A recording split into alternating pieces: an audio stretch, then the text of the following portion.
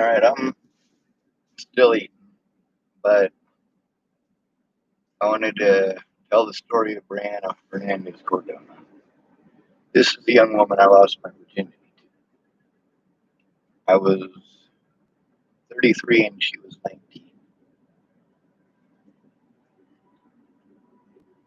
There's a lot of stuff with Brianna that I made the wrong choices. There were a lot of situations where she was in a vulnerable situation, and because of my fear of how I would be treated as a homeless person, as a male, for doing the right thing, I didn't do the right thing.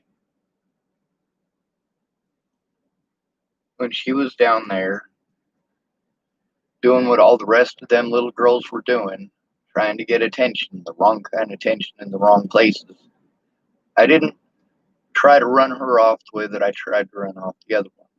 And by the way, I did the same thing with the little boys too. That's just drama you don't want. And it wasn't just for the kids' safety. I know there's a lot of people who are like, you were just looking out for the kids. No, I was looking out for everybody. People see a bunch of kids hanging out with a bunch of homeless people, they just assume the worst, and they will come and have their fucking vengeance on their fucking whatever paranoid thought that they just had.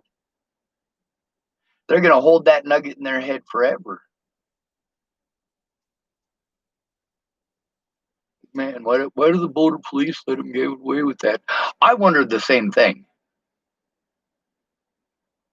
I absolutely wondered the same thing. When there was 40 people down at the park all selling meth openly, and the cops wouldn't do a damn thing about it, who did they go and arrest?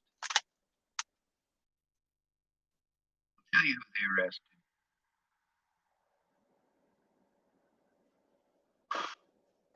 Or not. My phone was beeping.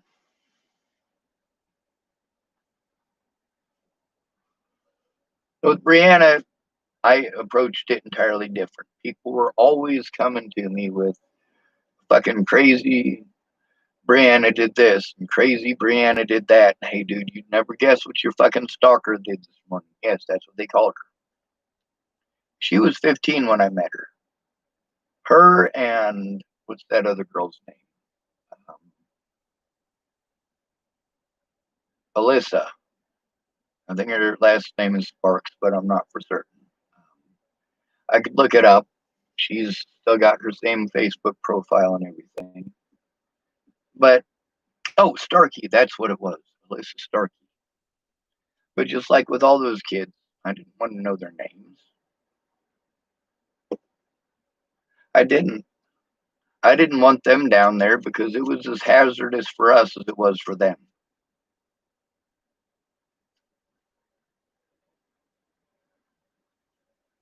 Once they get in and they think that now that they're having sex with a pedophile, now they're more mature. See, I'm more mature as a high school girl because I'm having sex with a homeless pedophile. No, that does not make you more mature. Holy hell. That doesn't make you fucking more mature, not by a long shot. If anything else, that shows your lack of maturity. Well, Brianna thought that she was in love with me right when she was fucking 15. And I've had lots of little girls that thought they were in love with me. See, that's the thing with when they're little girls and you're a nice guy, they have a crush on you and they don't make any qualms about it. You have to turn them down, and they do get heartbroken just like anyone else when you turn them down. And it, no matter how many times you tell them, hey, you know what, even if I did want to date you, I couldn't. What you're doing right now is just tempting me with prison. That's all you're doing. And with Brianna, that's what she did for years. And, you know, there's a lot of situations that happen there where I let people get away with doing shit that I really should have done something about because I was afraid of her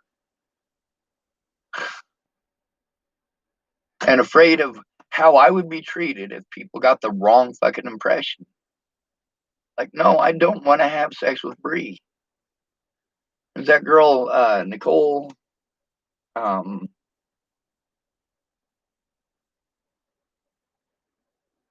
Shit, now I can't remember her name, and I feel like an asshole.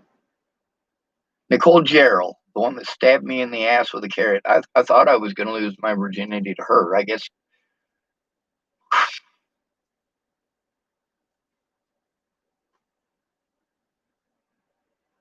Yeah, it's the only female to ever shove anything in my ass. It wasn't the first time anybody ever had, but it was the first time a woman had, and she was Brianna Hernandez-Cordona's therapist at the time, and that was weird too. Because here I am trying to date Nicole. It's not exactly working out, and it's not exactly not working out. She is definitely blaming me for a lot of association issues.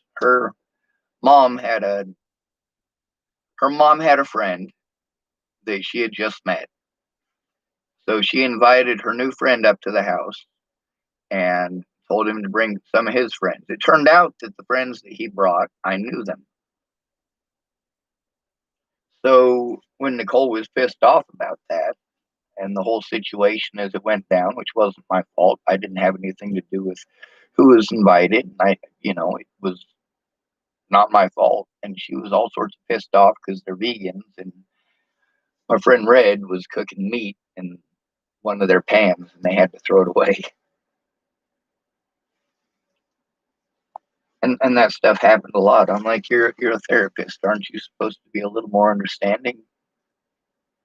And what would you make you think, especially with the fact that you're going to be a therapist, you're going to be having to listen to people tell you about their rape horror stories, and you literally just tried to stab a man in the asshole with a fucking carrot because you thought it was funny. So with Brianna Hernandez Cordona, for years and years, people are like, dude, you gotta get rid of her. I'm like, dude, I avoid her like the fucking plague. I hide out in Starbucks. She comes in and sits next to me at Starbucks, and I am fucking tense as all shit. There's this little girl who won't leave me the fuck alone.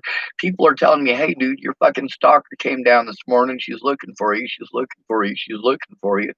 Holy hell, this is an underage girl who will not leave me the fuck alone. I am scared shitless. Then there was the night that Mobley headbutted.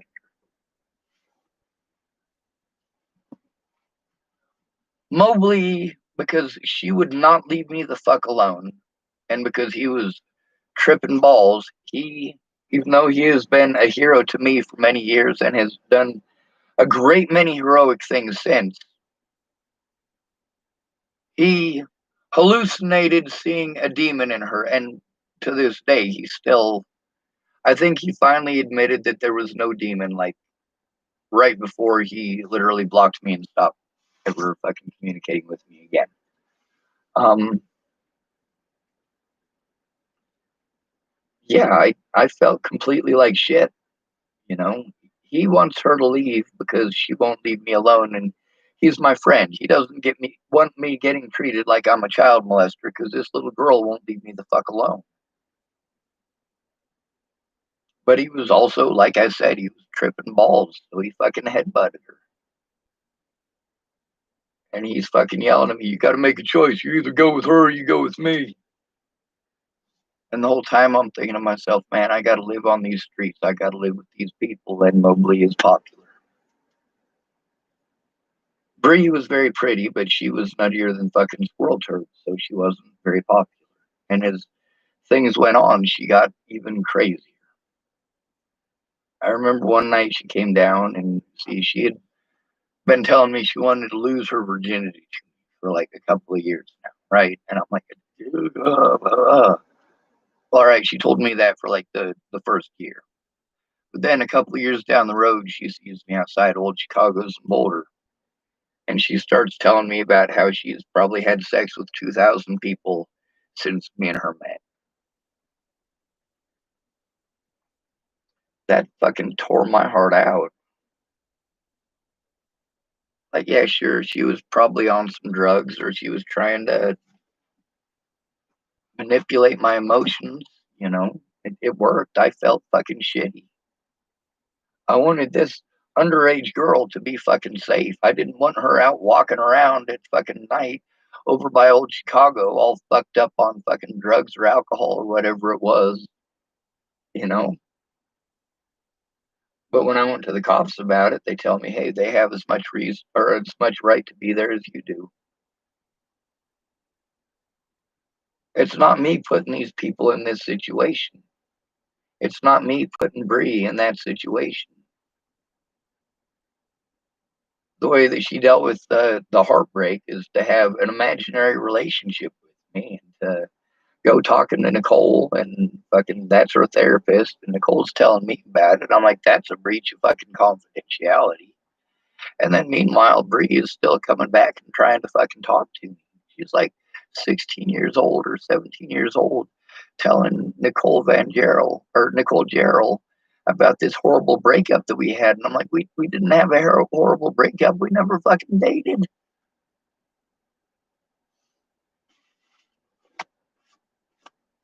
But I knew that she fucking needed help, you know? And I'd met her family. I'd met her mom. I'd met her little brother and, well, both of her little brothers and her little sister. I still remember all of their names.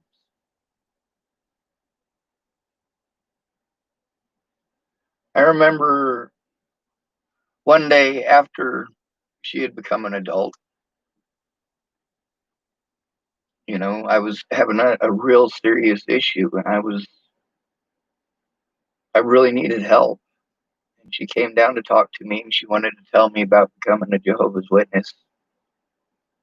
And she was gonna come down and meet me again. She was gonna send a friend to come meet me too.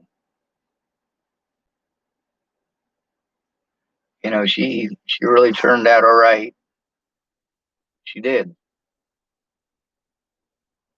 But the problem is, like, that night that Mobley headbutted her, what I was afraid of is even though she was the one who was assaulted, even though she didn't do anything wrong, like, yeah, she was stalking me. All right, I'm not gonna say that that part was okay. It wasn't, but it was also mostly harmless. Like it just wasn't occurring in her head why it is that so many people were warning me about her. She couldn't quite understand in her head why it is that if she's underage, why that should matter if she's in love with me. And I'm like, and that's what Mobley was reacting to. That's what Christine was reacting to. That's what Ogre was reacting to. That's what all of these people, I should say, Stephen McMillian, not Mobley. His real name is Stephen McMillian. And I should say Christopher Weaver because his real name is Christopher Weaver, not Ogre.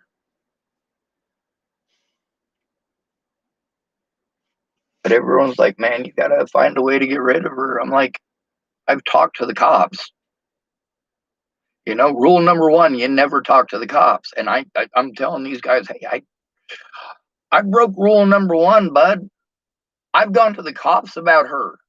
I have talked to Officer Ramos and Officer Paddock about her.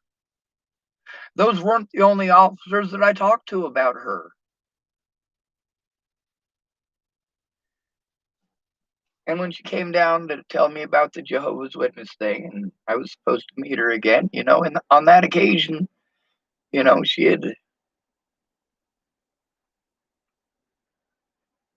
she had been professional. She wasn't a creepy stalker type person at that point. She actually did genuinely seem like someone who was actually concerned.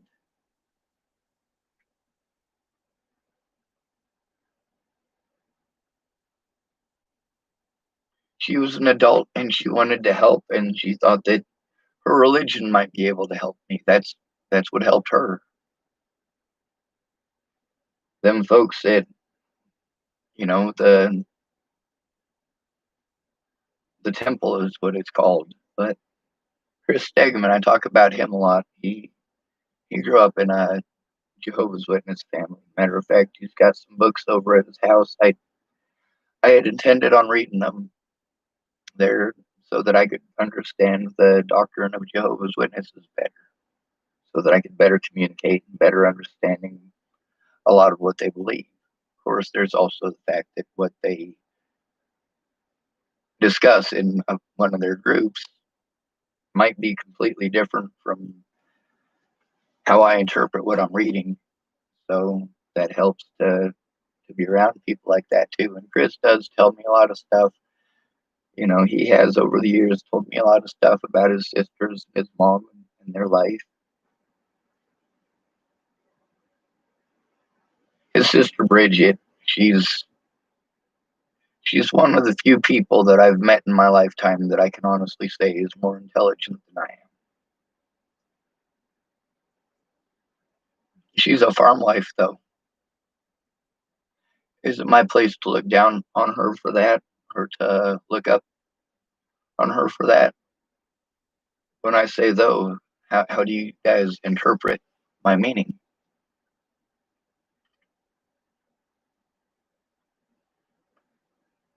My meaning in putting though at the end of it is to show that there is a difference between the two of us. We have very different lives, very different opportunities, very different families. But Bridget is a good, moral human being too.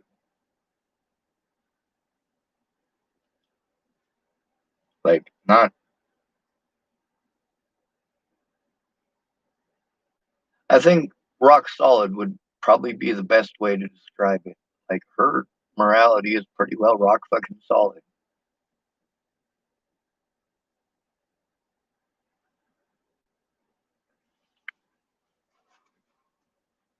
When Brianna was underage and she was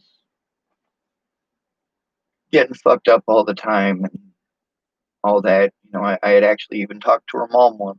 Her mom came down and said, I basically made mention of the fact that she doesn't like her daughter coming down and hanging out. And I let her know I'm not okay with it either.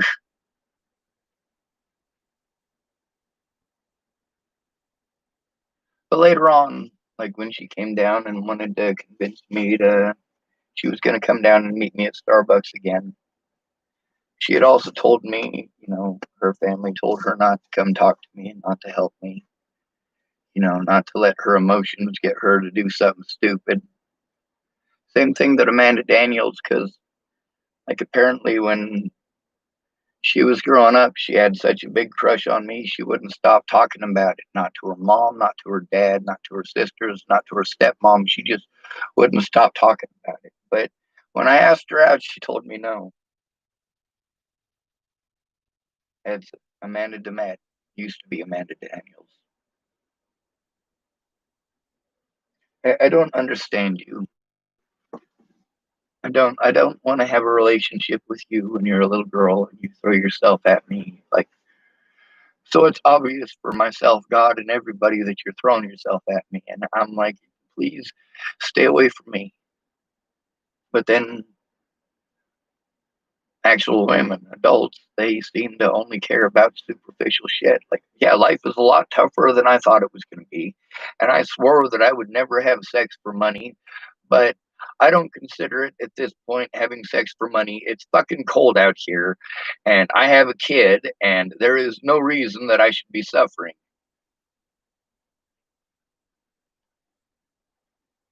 And I do try to understand the best I can. Victoria being stuck in Colorado, this is her third winter, living in a vehicle with her kid.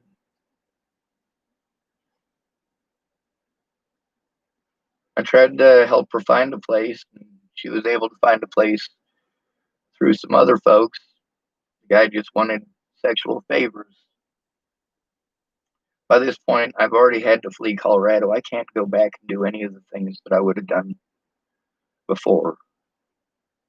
Like with Natalie, going to fucking rescue her, that wasn't an isolated incident. I've been doing that most of my life.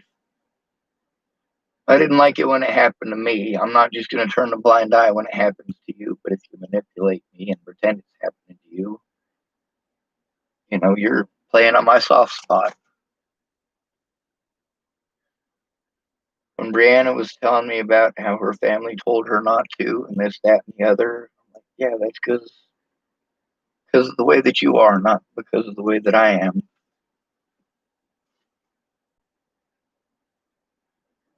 They don't want you coming here with the intention of helping me with a false pretense of maybe you might still think you're in love with me and think that you're going to get back together with me after having a fucking fantasy relationship. Like, no, that's so incredibly fucked up.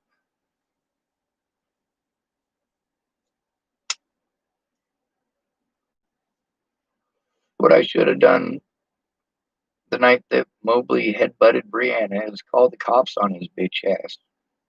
Y'all talk about it's never okay to hit a girl. It's never okay to hit a girl.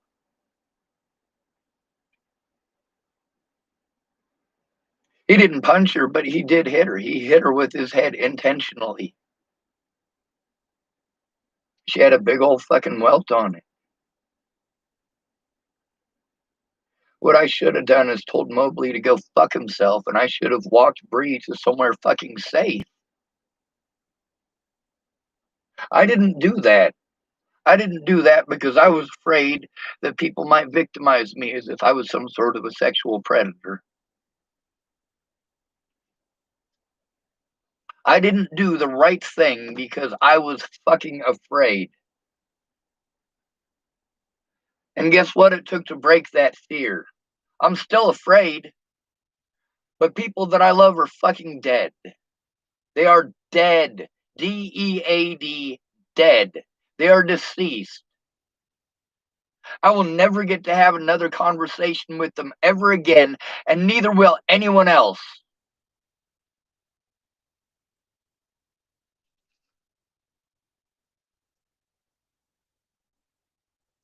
When my loved ones are dead, fuck your pride and fuck your privacy.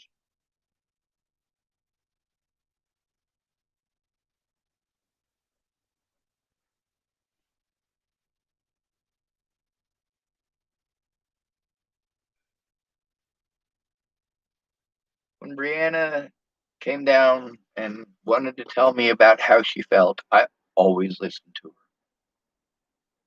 I let her know that I wasn't comfortable with her being there and why every single time, but I always listened to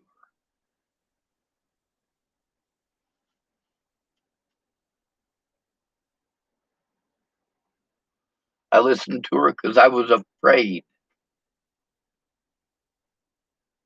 I was afraid to run her off like I had to do with the other kids.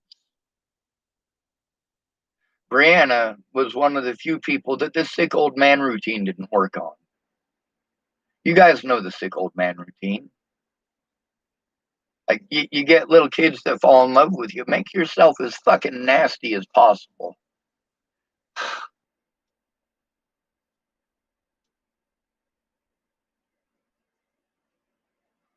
Make yourself look and smell like somebody that you would absolutely have to be fucking crazy to love or to think that you're in love with.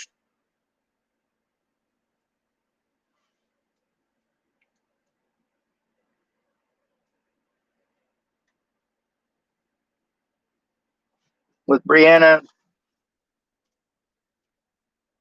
she turned 19 and she was still telling me how she was in love with me, and I was telling Janine, I was like, Janine, I don't know what to do. This is, going on almost 5 years now. It's been 4 years of this. I don't know what to do. This is Derek Parrish's mom I'm talking about, by the way. And she said, well, Sean, you should just have sex with her. She's over 18 now. Like, at this point, I'd still been thinking of her as a 15-year-old. I was like, God, that is fucking creepy and that is nasty. And fuck, she's been stuck on me since she was 15. Nobody else actually wants me. I'll give her a chance.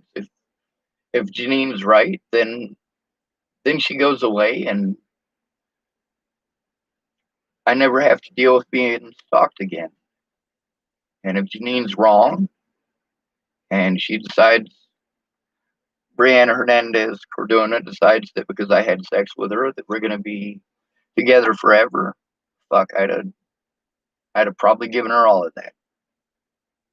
I probably would have given Brianna Hernandez-Cordona the rest of my life just because she was the only woman to actually ever give me an honest chance. Sort of. See, I had sex with her, and it was, she's of legal age, and, either I'm going to end up with a psycho girlfriend who is totally hot according to everybody. Like, dude, why do you keep turning Brie down? She's totally hot. Like, she's 17. And before that, it was, dude, she's 16. And before that, it was, dude, she's 15. Like, does nobody get this? So when she's 19, this is 2 years after Mobley headbutted her, 2 years after I should have called the cops on him for what he did to her. 2 years after I should have done the right thing, 2 years after I should have walked her to somewhere safe, 2 years after I should have tried to get her instead of making her walk after being assaulted by a man who is almost twice her size. And I make her walk home alone by herself. Like, yeah, I did a lot of wrong shit because I was fucking scared shitless of her. I was scared shitless of public opinion because I saw every single day, every goddamn day in and day out, how public opinion matters more than the truth. Every day seeing homeless people being victimized. And if they say anything, they get arrested. If any of those people who are there who bore witness speak up, they get arrested.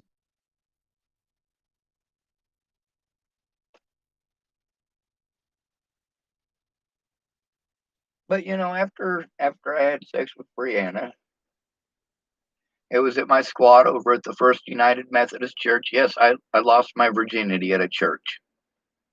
No joke.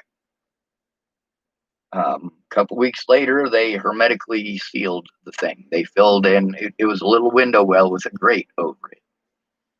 And that was actually a squat that I had given to Janine and Derek at one point.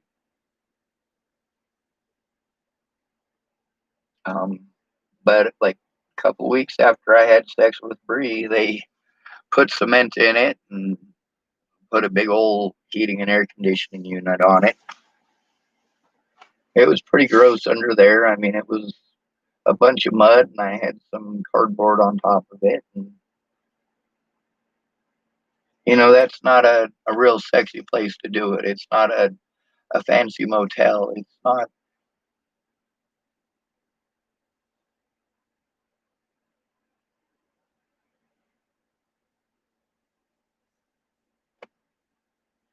Anyway, so the next day I went to Denver, and I was trying to find a place to rent. I was trying to find a job, and I was pretty fucking proud of myself. And I called up Bree, and I was letting her know, and she told me that she had a boyfriend. And she told me later that she was tripping on mushrooms when we had sex.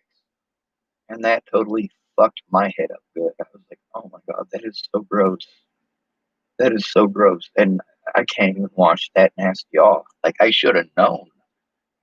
That's something that should have fucking occurred to me. I've been around druggies my entire life. This should have fucking occurred to me at the time, not months later down the road when she tells me. But when she told me that she was dating somebody else, I came back to Boulder. I was already at the bus station on my way back to Boulder anyway. And when I got back to Boulder, it turned out that her boyfriend that she was going to try to throw on my face, it was my friend Danny, the one that I stopped him from stabbing somebody to death. And now he's a family man. He's shorter than me. But Brianna made fun of my penis size, and All right.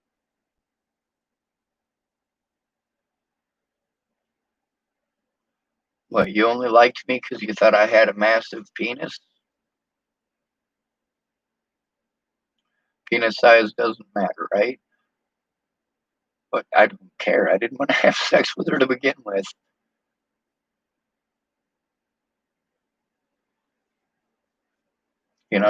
She thought I was gonna have a big major problem with it, and I was gonna act all jealous and crazy. And I was like, fuck no. Shit, I gave Danny a hug. That's usually the way I greeted him. He was always good to me. Even after he started dating her, he was always good to me. Till Natalie died.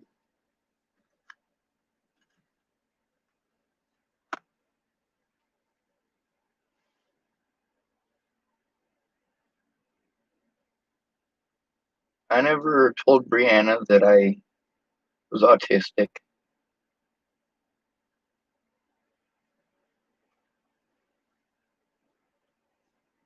And I do really wish that I could tell her that I was sorry to her face.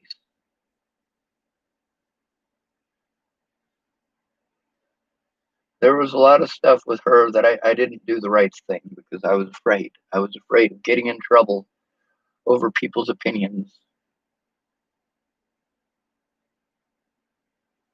over what her mom might have thought, or her sister, or her brother. But they all knew me.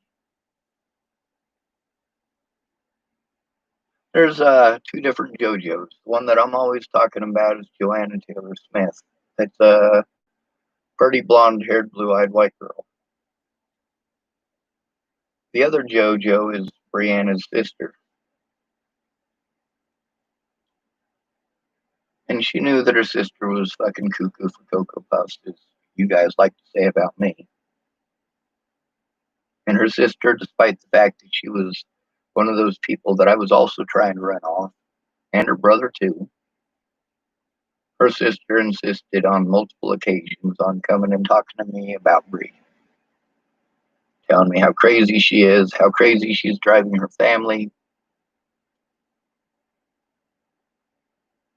I'm like, I don't know how to make her stop. Her sister was only like 15 at the time, and she's coming down. I go down to the park, and she's wanting to sit down and talk with me and Janine, or I'm at Starbucks and she's doing what her sister is by coming in and sitting down next to me and making me feel paranoid because now I got a little kid fucking sitting next to me. I don't want nothing to do with y'all little kids. I don't. Y'all are trouble. Every time you guys come and sit next to me, you're giving people the wrong fucking impression. I don't want to be abused because you guys don't understand that.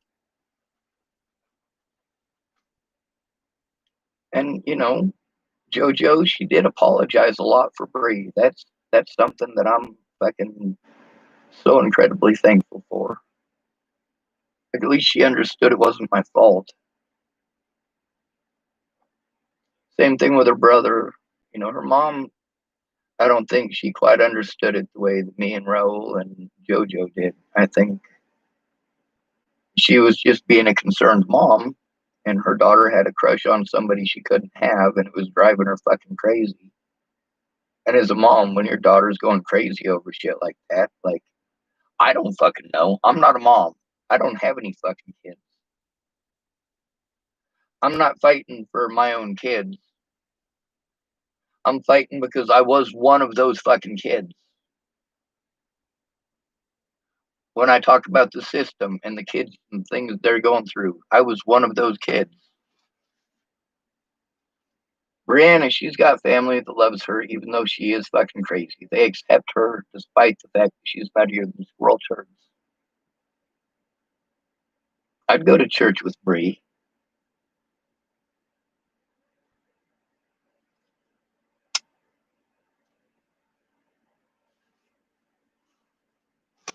If she told me that she was getting married and she wanted me to walk her down the aisle, I'd do that. If she told me that she was in danger and she needed to get the hell out of there, I'd fucking help her.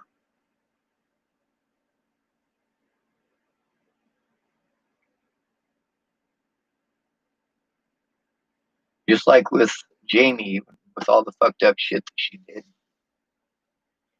Even with Desiree, with all the fucked up shit she did. And Alicia and Natalie and Miss Jerry and Lana and Amanda and Candace.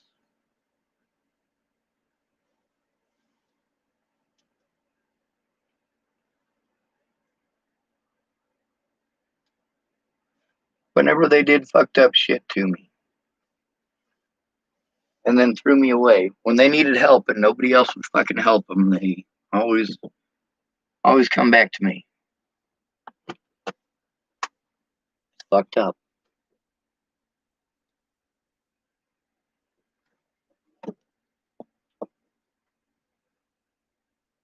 Miss Jamie, I know that she doesn't have any interest in me. And she doesn't have any reason to pretend to be interested in me because I'm not going to fucking bite the bait. So she has to use her son to manipulate me, and that I will not abide. You want to play your fucking head games and pull that fucking bullshit, that's one thing. You pull your son into it and you're fucked.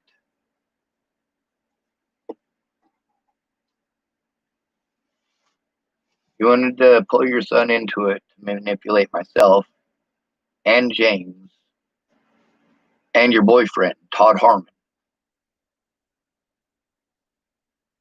Goddamn, I recorded your son talking. You're putting your son in dangerous situations, Jamie, just like Rose M. Kelly did with her daughters.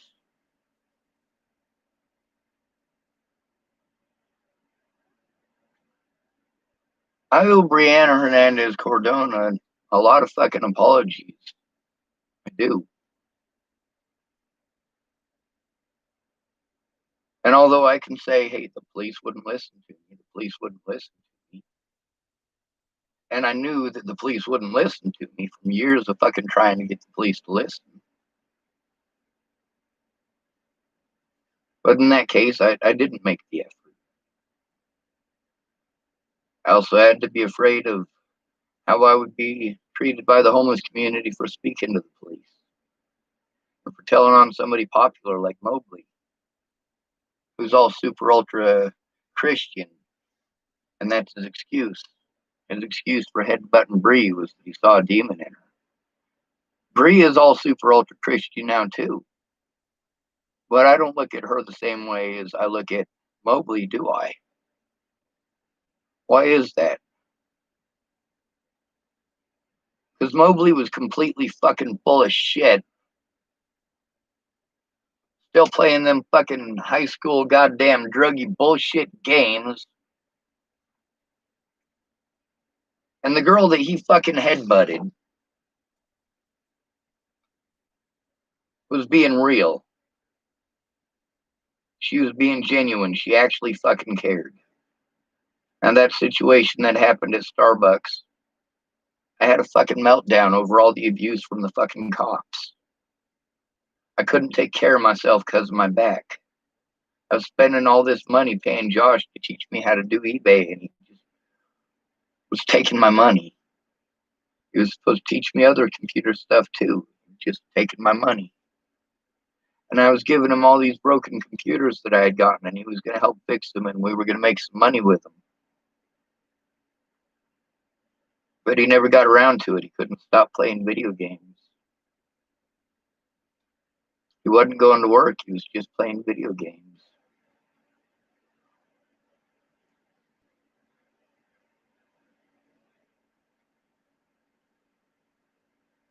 Josh was supposed to be my friend. Mobley was supposed to be my friend. But you know who it was that actually came down and fucking rescued me?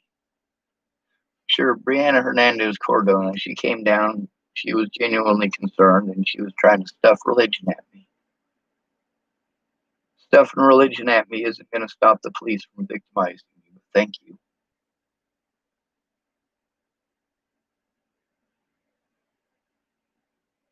I wasn't willing to sit down and listen to her because I thought that me and her were going to have a relationship.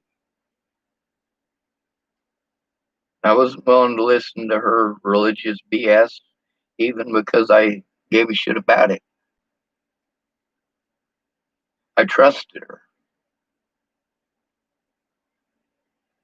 I had no reason to trust her. I mean, she spent, it seemed like every waking hour trying to get me in trouble because she had a fucking crush on me, because she thought she was in love with me. Like the morning or the afternoon that I woke up and I noticed that there's a 17-year-old girl laying on top of me. I'm laying on the courthouse lawn, on the courthouse, not the Justice Center, but the actual courthouse lawn, right there on the Pearl Street Mall. Hundreds of people walking by. I'm like fucking 32 years old, 31 or 32 at the time, and here's this underage girl that was not there when I went to sleep, but here the fuck she sure is now. You're goddamn right I was afraid, and yes, on that day I did yell at her. I was so fucking scared. I'm like, God damn you, Bree. I have explained to you fucking repeatedly. All right. It's at the point where people are coming up to me and they're not saying Bree. They're saying your stalker, your stalker. They don't refer to you as Bree anymore. I am beginning to call you my stalker because you're not getting the point. It's not that I don't like you. Bree, you're a very, very nice person. You are extremely nice to me, and you're nice to everybody else too. You are kind, and you are helpful, and you are generous, and you are wonderful, and you are just not getting the point that all of that doesn't matter.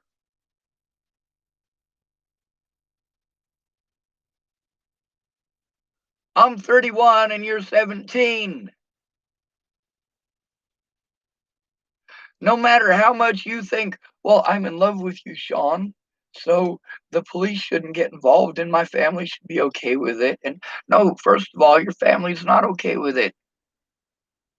And second of all, I'm trying to avoid police involvement by avoiding you altogether.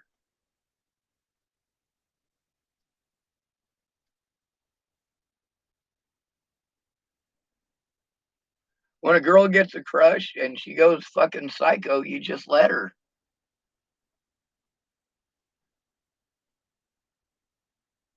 But you know what? When she was done with all of that, when she decided that, we had sex, she got it out of her system and she had her conquest. That's basically all I can say about that. She had her conquest and she was done with it. It wasn't this great, wonderful experience in the Taj Mahal with a giant cock that she was hoping for. All right. And she was the one who was adult. She was the one who came down and spoke with me like an adult. Not Mobley, not Josh. Bree didn't come down there asking me for jack shit. She came down there because she heard my life was pretty messed up.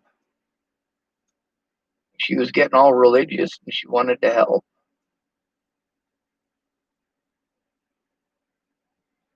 Well, then all that bullshit went on down there at the Starbucks, which all was a situation involving the cops. I mean, I wasn't able to get any sleep. I needed help stopping it.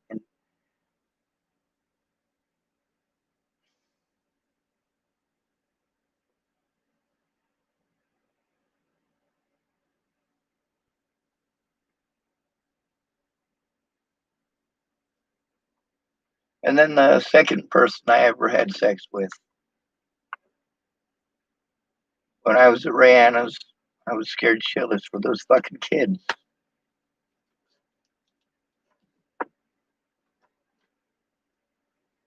I didn't want to have sex with Rihanna either.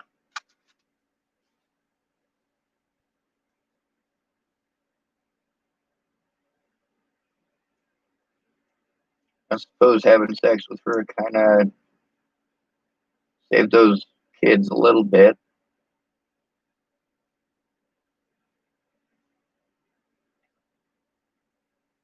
course, she was also expecting, you know, mind blowing sex and a giant penis. It's only the second time I've ever had sex. I lasted like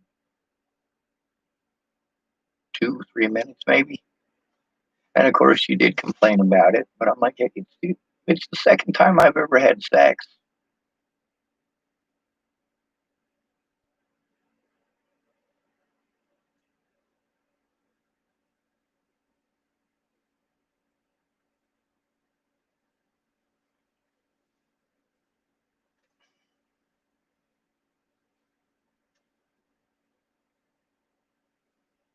And yeah, I know if I'd had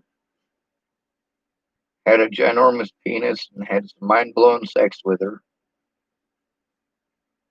well, if that would have happened, she would have been in a much better mood, and we probably would have gotten a couple of days of Brianna not acting like that. So, yeah, I lost my virginity to Brianna, and the second woman I had sex with was Rayanna.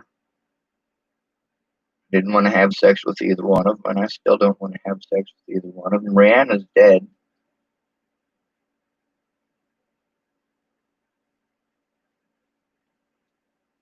She died this year. Janine died last year. Natalie died in 2017.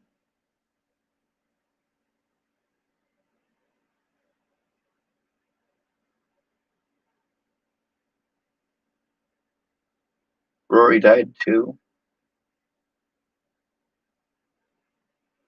Anna died.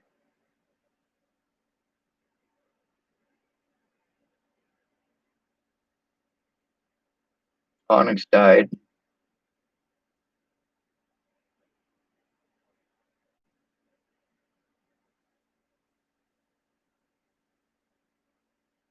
At least Brianna's still alive. I hope what she got was what she wanted. She wanted a good husband and a family.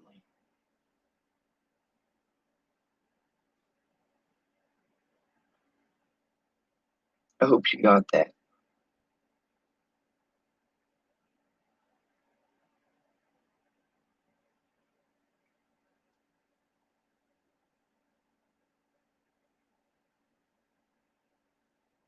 I wish I could tell her thank you and I'm sorry in person.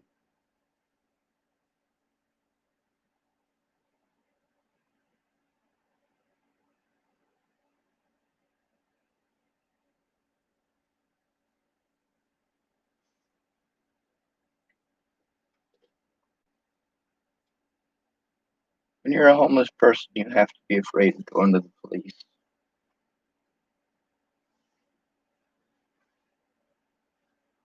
When people get the wrong idea, they just go out and do their own thing.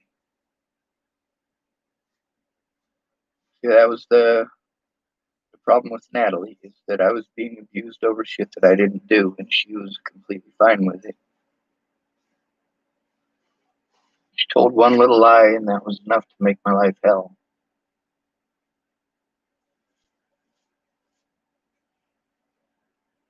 And when it got completely out of control, it was just too late for her to turn back.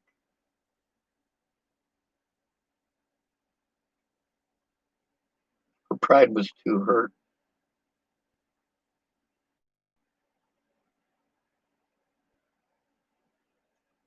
The lies that they told robbed me of all the love that I had in my life.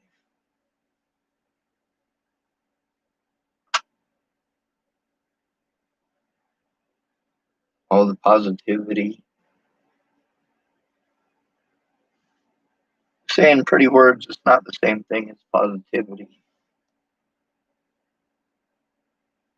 A lot of people, they go out and they do fun shit with their families. That's positivity.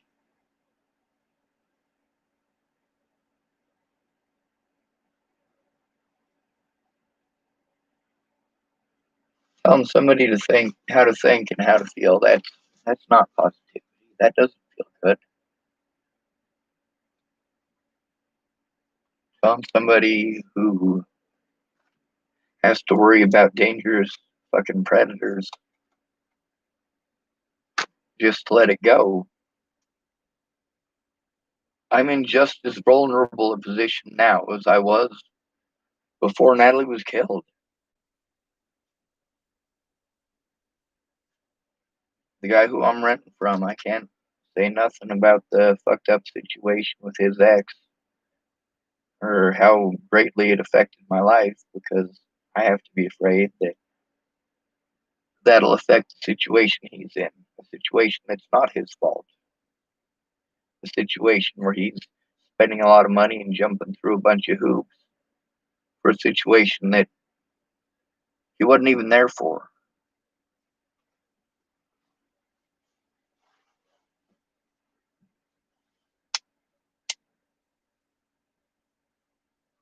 He's jumping through a bunch of expensive hoops. I mean, if you think he was depressed before,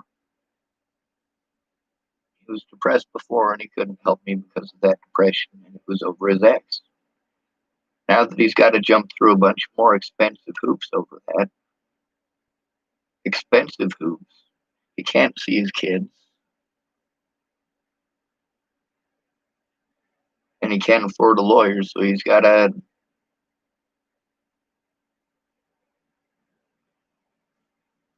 He knows he can't fight it, so he's got to pretend like he was the bad guy and jump through their hoops and say everything that they want to hear, even though it's all a goddamn lie. And I can't say anything, or his ex will fucking come down like a rain of goddamn parades.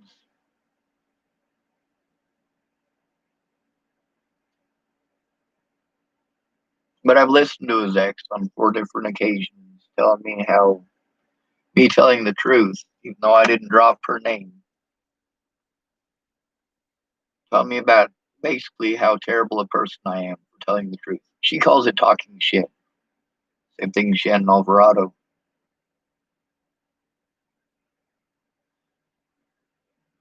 Same thing as the fellers in this town who were threatening to kill me. Same thing as Sandy Fromm.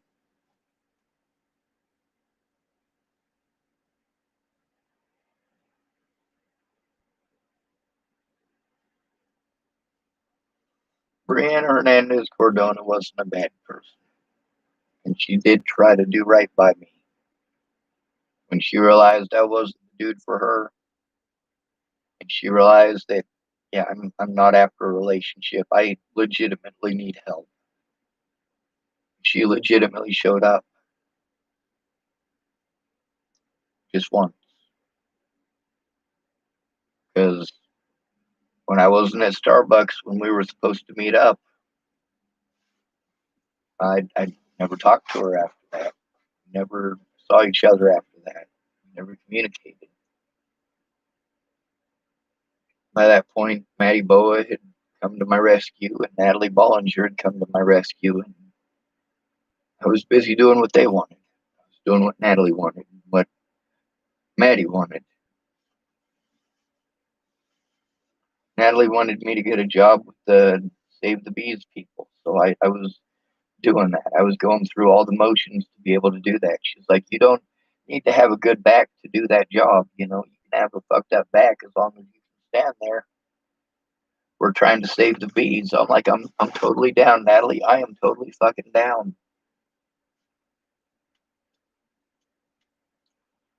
That's the way it is with everybody. You know, if they're gonna help you, they'll expect something in return. The problem is that when you give them what they expect, if it's not what they want or it doesn't meet their expectations, they throw you away like trash. And that doesn't feel good.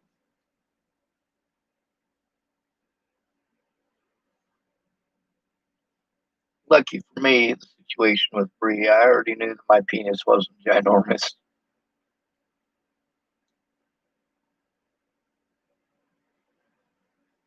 I thought Danny was a good man. This is actually before he tried to kill people in front of me, by the way.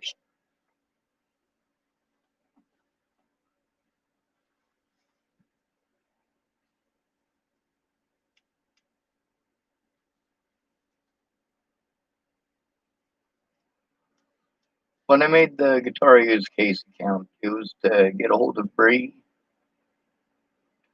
and to get a hold of Natalie and to get a hold of Maddie and to get a hold of Alicia. I wanted to get a hold of Maddie, Natalie, and Alicia to try to get them to put a stop to it. I mean, they'd already offered to get the police involved, and I gave them my number. I was like, give the cops my number. If I'd have known the name of the cops that they were talking to, I would have called those cops and sent a whole fucking bunch of shit to them. Oh, no, I wouldn't have. I wouldn't have had the ability to. A lot of the stuff that I learned how to do since then, I couldn't have done back then. I was trying. I didn't know how. I know now, but day late and a dollar fucking short, people are dead now.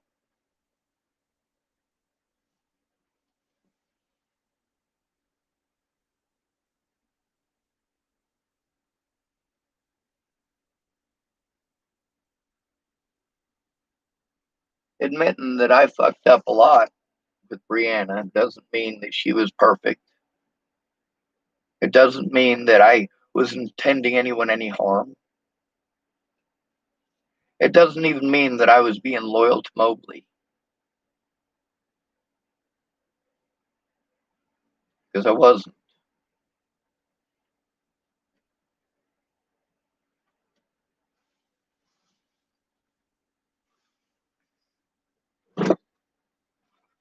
I was just scared of being abused because some little girl was stalking me.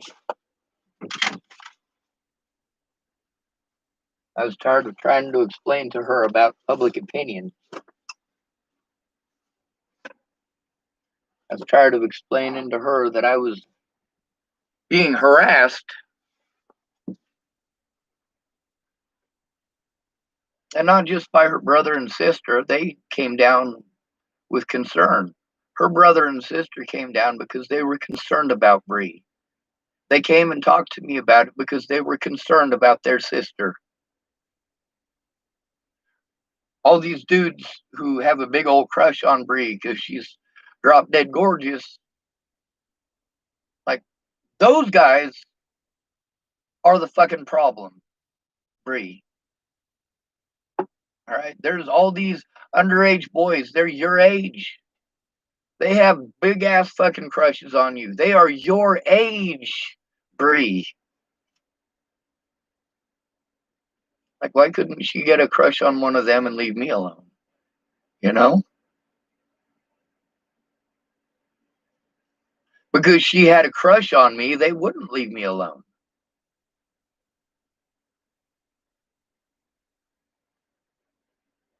One dude is like, why are you messing with some word in Spanish? I had to look the word up. It means girlfriend. It means his girlfriend. I'm like, Bree, I got fucking all sorts of shit that I'm having to deal with because you're not getting the point. You're not understanding that you're underage and I don't want you around because it is harming me. I'm having to deal with people who have big ass crushes on you. Like, yeah, I don't want this shit. I got people cursing at me in Spanish, telling me to stay away from you because you're their girlfriend. I'm not his girlfriend. I'm not his girlfriend. He's just a friend of the family. He thinks that I'm his because we're both Mexican. I'm like, you were born in fucking Texas. You're not Mexican. You were born in Texas, Bree. You are an American. You are as American as I am.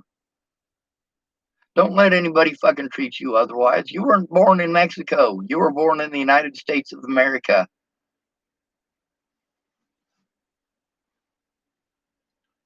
Your cultural heritage, yes, it's Mexican, and the Mexican cultural heritage is a mix of many cultural heritages.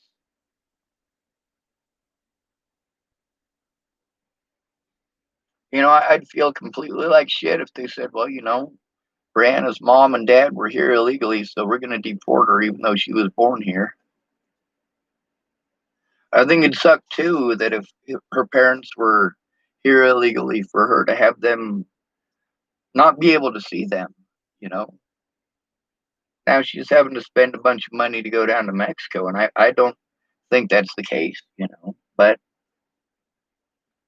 that's some of the stuff that I do worry about. I can't care about you and not worry, especially when I don't hear from you for forever and a fucking day.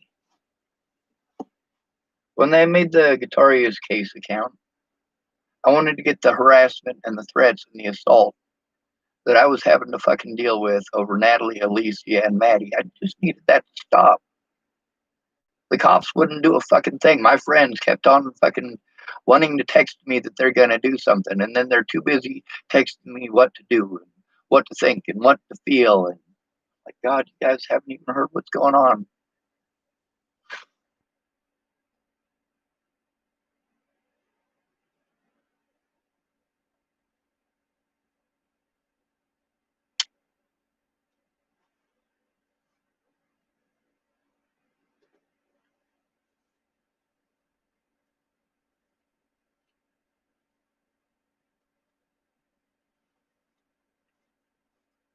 I wasn't willing to lose my virginity to Jamie because she was pretty. She was my best friend. She and her son came back into my life because of abuse from James. They needed my help. They needed a hero. And if it hadn't been for Natalie Bollinger, I would have been dead. If Natalie Bollinger had walked in 5 minutes fucking later, I'd already consumed those pills and I would already be on my way to the grave. The only reason I was able to rescue Jamie and the boy up there is because of Natalie Bollinger coming in when she did. Jamie even insisted that I take a gift to Natalie as a thank you. And on the way there, I traded that gift so that I could put minutes on my phone because I was lost.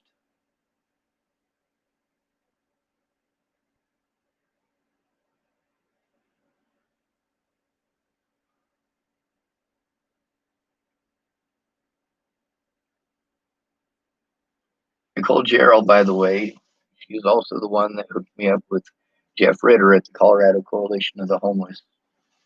He was supposed to be my therapist, and Kara Heller was going to be my caseworker. I was jumping through all the hoops that you guys tell me today that I need to jump through as if I never tried. No, I keep having to start over.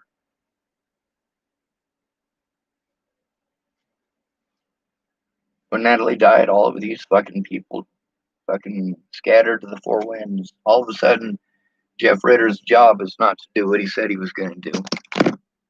All of a sudden, Kara Heller was too busy or didn't have time. All of a sudden, they couldn't answer their phones and couldn't return phone calls.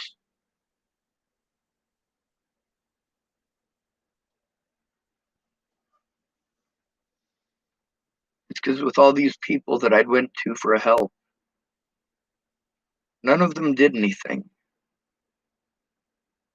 They all had me fill out the same paperwork for the sliding fee scale so the taxpayers would pay for it. And then they didn't do anything.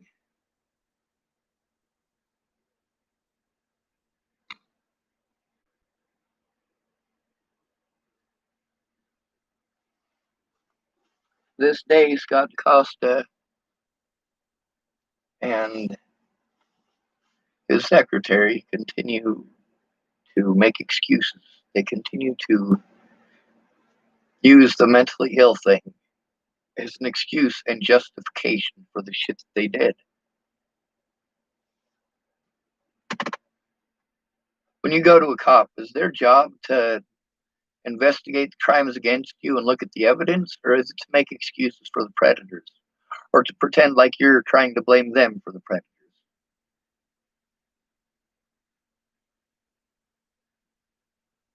If I'm trying to turn in predators and you say, well, I didn't do it, uh, that's not why I needed a cop. I didn't need an officer here so that I could blame them for something that's not their fault. I needed an officer here so I could turn in fucking criminals.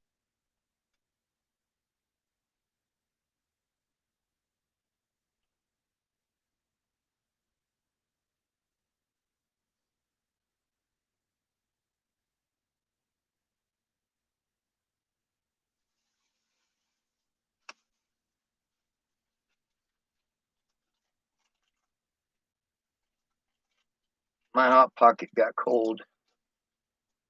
I don't have a microwave, and it doesn't taste good like cold raviolis in a can. I'm gonna still eat it though.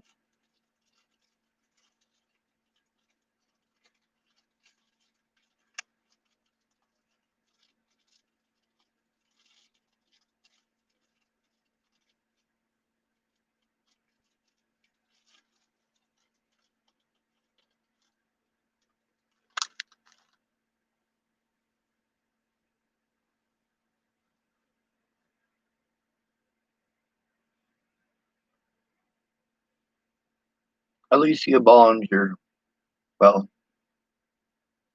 Natalie Bollinger, despite everything that her and her druggy friends put me through, when she disappeared and her life was in danger, I did everything I could to try to get her safe.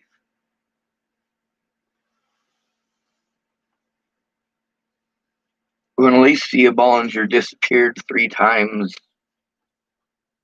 since Natalie's death, all 3 times people were threatening to kill me, just like they did when Natalie died.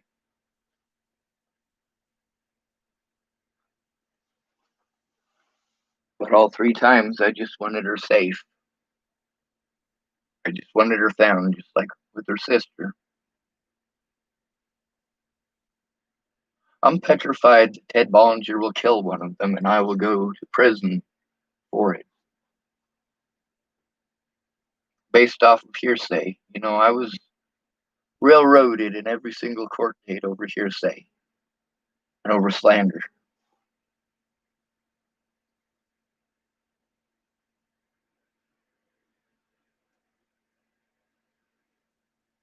What that was.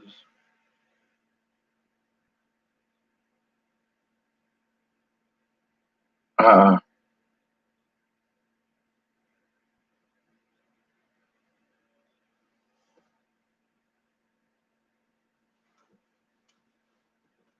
the harassment, they tried pretending I was schizophrenic for trying to make them look at it. This is all just from today. Matter of fact, that's just since 5/22. Because there's a bunch more here. This is mostly from today, too.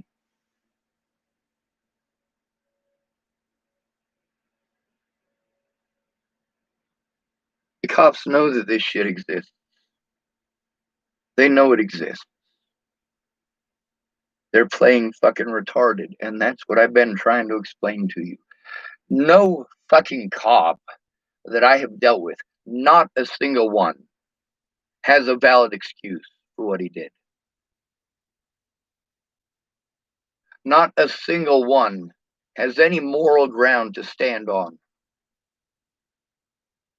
All any of them have to stand on is playing the mentally ill thing and pretending that I'm a liar.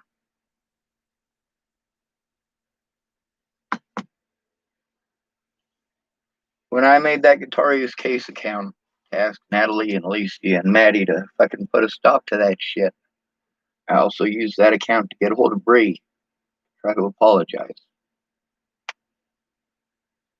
Yes, I do apologize when I'm wrong. Also, my fears were fucking legit. If I could say something to Brianna Hernandez-Cordona right now, I'd say, hey, Brianna, you see how I'm being treated over a grown woman who thought she was in love with me. All right, this is Natalie Bollinger. She thought she was in love with me just like you did. Now, unlike you, I avoided her like the plague and I tried to run her off, whereas you, I tried to appease because you wouldn't leave me alone and I didn't want to get in trouble. But I want you to look at this situation. Me and Natalie didn't even hang out till she was an adult. And you see how I get treated like I'm some sort of a child molester or rapist or fucking murderer over that. You understand that the stuff that you were doing to me when you were 15, 16, and 17 years old,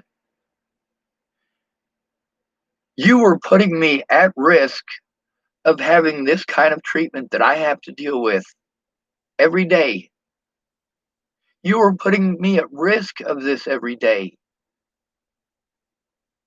Telling me that you love me. Well, if you loved me, you would have left me alone instead of trying to get me in trouble.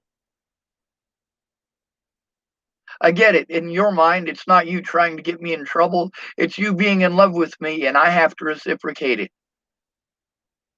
Or you're going to keep coming back until I do.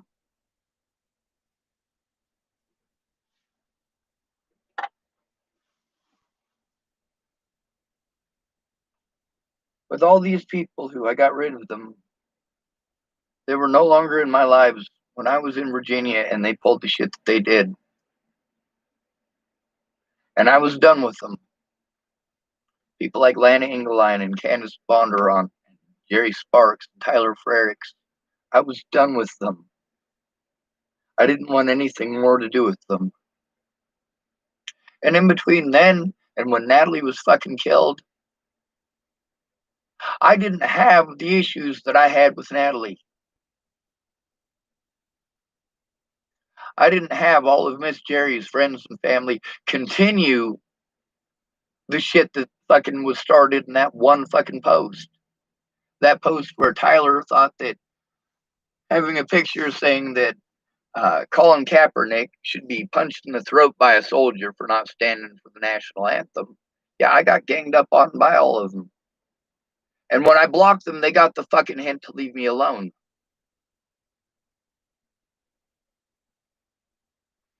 With Natalie and Alicia, when I blocked them, I was hoping that was a hint for them to leave me the fuck alone. Then they dragged Maddie into it. So I blocked Maddie. Maybe that'll be a hint. Just leave me the fuck alone. I get to Boulder and I'm being abused. And the fuck? Who do you go to? Who the fuck do you go to?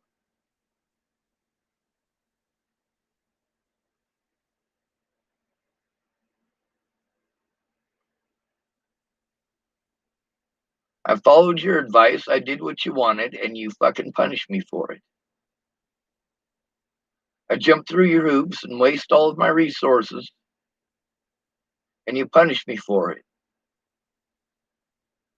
I believe you because I have to. I have to believe someone, despite that everyone has fallen through.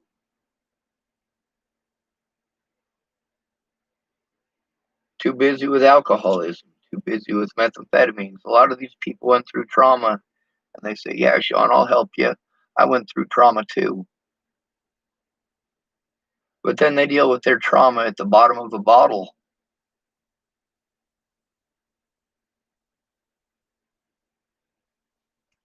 Or by smoking out of a light bulb. It'd have been nice if I'd have known that before I got there. But hindsight is 2020, ain't it?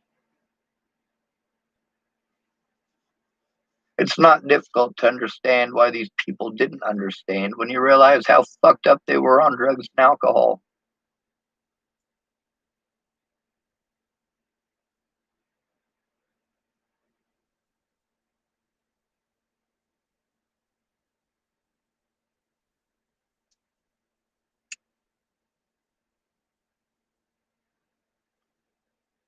Brianna found religion and decided she was going to use it to be a good person. Mobley grew up with religion and he used it as an excuse to hurt people. No, Mobley, I don't believe in your God.